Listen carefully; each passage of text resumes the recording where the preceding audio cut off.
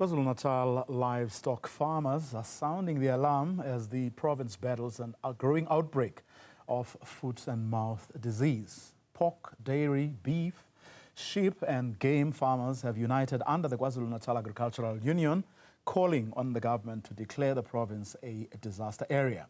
They stress the urgency of the situation, warning that the outbreak is placing immense pressure on an already fragile agricultural sector. According to data reported to the World Organization for Animal Health on April 30, 2025, KwaZulu-Natal has recorded 167 foot and mouth disease outbreaks. While 18 of these have since been closed, 149 outbreaks remain active. To discuss the impact on the ground, I'm joined now by Angus Williamson, Vice President of KwaNalu and Chairperson of Red Meat Producers Organization. A very good afternoon to you, Angus, and thank you very much for your time. Describe for us, if you will, just how dire the situation is on the ground and the impact it has had generally on farming and agriculture in the area. Good afternoon, and thank you for having us. I think if you look at the situation with regards to foot and mouth in the KwaZulu-Natal area, although it has reared its head in February, we've been living with foot and mouth since 2019. A DMA was gazetted at the time, and so farmers have been under that DMA, and then obviously the DMA was extended in February to basically go all the way to Newcastle, Dundee. The challenges that we do have is farmers cannot continue trading in a normal fashion. Risk assessments have to be done, which is basically 106 questions and a research that has to be done on farm, etc. And it takes a very long time, and some of these questions are not really pertinent to the foot and mouth. Biosecurity has to be in place, which I believe a majority of our farmers have to. So they're unable to sell their wares. In that now is the time that they sell weaner calves that go to the feedlot, and they are unable to do so because the risk assessment takes a very long time and it is very time consuming. We understand that risk assessments have to be done, but the current one is very, very long and it does take a long time. So this is the time when farmers can sell their weaners, the commercial farmers, and it's also playing a huge impact on the emerging market, where people who rely solely on livestock as an income source cannot sell their animals because there are no places where they can sell animals because they are in the DMA and no sales are happening. The transport of livestock is a challenge. Livestock is being moved illegally right around the country. And you've got to understand that people are very desperate, and desperate times are, add to desperate measures. But though, I mean, for something that, as I said, although it, reared its head in Feb, has been with us for years, what makes it difficult for example, risk assessments to be, done with much speed? Well, so it takes a very long time to do these risk assessments, and the state vets do not have the capacity to be able to do this. We have assisted in the permit office from RPO and KwaNalu's point of view. We have employed a retired state vet as well as 4 interns to help run the permit office. But that's just the permit office.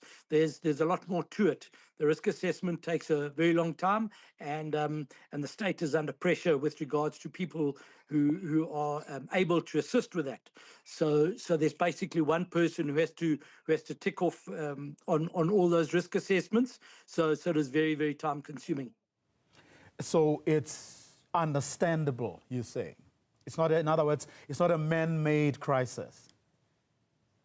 Well, that's debatable, but it is doable.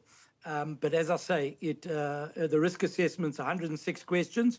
We got together with Ruvasa, who is the Veterinary Association, with state vets, and we got a 36-point questionnaire that could be done and simplifies it and is more direct to foot and mouth, specific to foot and mouth, with regards to biosecurity, traceability, on-farm measures that are in place. And that was, as I say, it was 36 questions. That wasn't acceptable, and we've had to revert back to, as I said, the 106 question one, which a lot of those questions are not really relevant to foot and mouth specific. You've also got to understand with the other outbreaks in the Gauteng province and a feedlot and a dairy there, it's just, it puts more pressure on government services. So it's just going to make the problem even bigger. Now, what will declaring the province a disaster area do or prevent? So what we want from KwaZulu and RPO and pork producers and milk producers organization, as you know, as well as other parties, we need government assistance with regards to having roadblocks. I don't know of one roadblock that's been held, stopping vehicles. Stock theft have been instructed, and SAPS have been instructed. There is legislation that is out there to be able to prevent livestock from being moved, but that is not being carried out. I know of several members, commercial farmers, as well as emerging farmers in the Dundee, Newcastle area, who have pleaded to us to say the control of livestock is basically out of hand. People just move livestock across borders to wherever they like, provincial borders. So that is the challenge, because they have no other way to go. So we need the tightening of that, the movement of that livestock, because it's the animals that move foot and mouth. Animals, humans, etc., that have been close to foot and mouth positive animals, and those animals are being moved, as I say, across provincial borders, and that is a huge problem for the industry as a whole.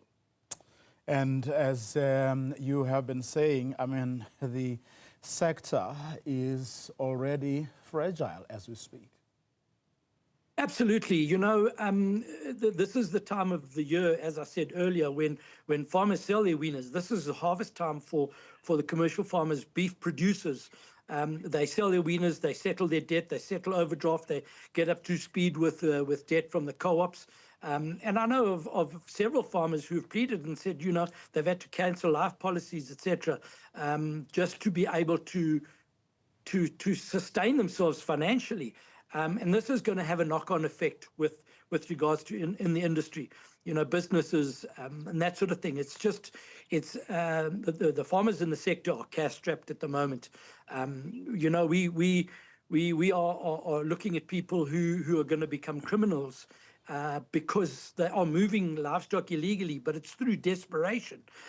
If you look at a household that relies on selling 1 or 2 animals every month or every 2 months to feed themselves, they can't do that at the moment. And we've pleaded to government to make facilities available at dip tanks, etc., where cattle can be bought and taken straight to slaughter or to a feedlot and processed, you know.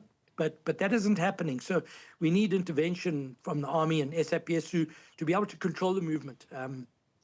Perhaps it's you know, a day late and a dollar short, but you know, it's already in Gauteng, it's already in Mpumalanga, and we just have the fears that it's going to spill over into other provinces, and that is the big fear in the industry. We can't afford foot and mouth to you know, to spread to other provinces. Well, hopefully, Angus, someone is listening, because only this week we got to hear that agriculture actually drove the most upward momentum when Stats SA released those figures for the first quarter of the year, GDP numbers. The agriculture was the star performer there. Hopefully, the situation will not be allowed to deteriorate further and kill an industry that is crucial for our economy as things Absolutely, stand. it's going to have, you know, knock-on effects with regards to pricing, etc. So we just need assistance to carry on supplying a top-quality product in red meat. It's still safe to eat red meat. There are no challenges in that regard. We have every you know, faith in the systems that are at abattoirs, etc., to ensure that the consumers get get a safe product to consume. So we just need assistance on the other side just to continue what we as farmers in South Africa do well, and that's producing a world-class product. Angus Williamson, let me thank you very much for your time. KwaZulu Vice President and Red Meat Producers Organization Chairman.